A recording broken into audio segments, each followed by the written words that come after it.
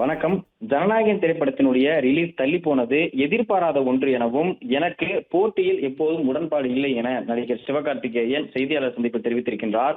அவர் நடித்திருக்கக்கூடிய பராசக்தி திரைப்படமானது நாளை உலகமெங்கும் இருக்கக்கூடிய திரையரங்குகளில் வெளியாவதற்காக திட்டமிடப்பட்டிருக்கக்கூடிய நிலையில், இந்த திரைப்படத்தினுடைய பத்திரிகையாளர் சந்திப்பானது இன்று சென்னை தீநகரில் நடைபெற்றது. இந்த சந்திப்பின் பொழுது எழுப்பப்பட்ட கேள்வியில் ஜனநாயகன் ரிலீஸ் தள்ளி போனது குறித்து அவரிடம் கேள்வி எழுப்பப்பட்டது. அந்த கேள்வியில் ஜனநாயகன் ரிலீஸ் தள்ளி போனது எதிர்பாராத ஒன்று எனவும், எனக்கு எப்போதும் போட்டியில் உடன்பாடு இல்லை எனவும், அப்போது அப்படி ஒரு வேளை போட்டியில் உடன்பாடு இருந்திருந்தால் நான் ஒரு பாக்ஸராகவோ அல்லது அத்லட்டாகவோ ஆகியிருப்பேன் எனவும், விஜயனுடைய படம் எப்போது வெளியானாலும் அன்றைய தினம் கொண்டாட்டமாகத்தான் இருக்கும் என்று சிவகார்த்திகேயன் தெரிவித்திருக்கின்றார்.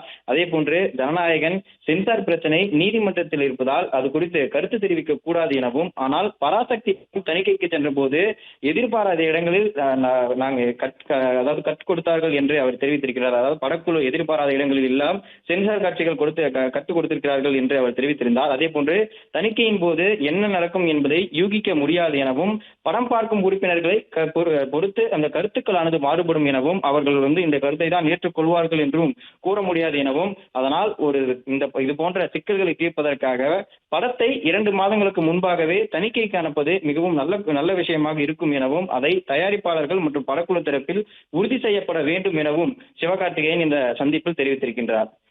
பிளே ஸ்டோர் மற்றும் ஆப் ஸ்டோரில் இருந்து பாலிமர் செயலியை QR கோடு மூலம் பதிவிறக்கம் செய்யுங்கள்.